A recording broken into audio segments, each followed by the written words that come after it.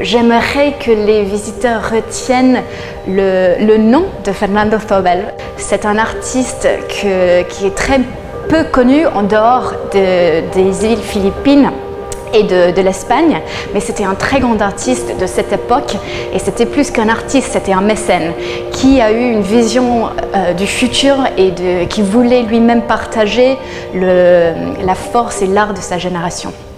Ils se sont rencontrés en 1964 lors du vernissage d'une exposition dans la galerie du marchand Juana Mordo à Madrid.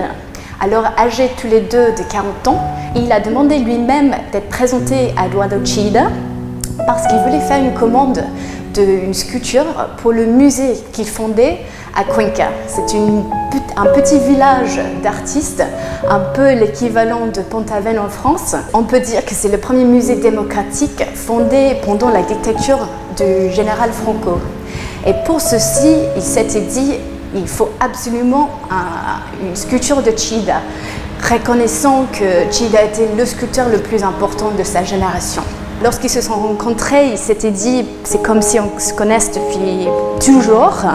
Ils étaient intellectuels, spirituels, ils s'intéressaient tous les deux à la poésie et à l'orientalisme. Et même si les caractères se ressemblaient, les deux œuvres sont très différentes. Il y a avec Fernando Zobel une délicatesse, une précision.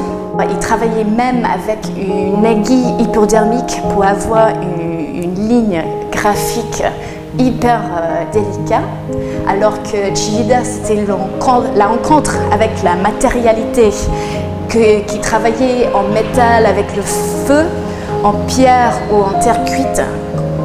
Il entre dans la matérialité de ses œuvres.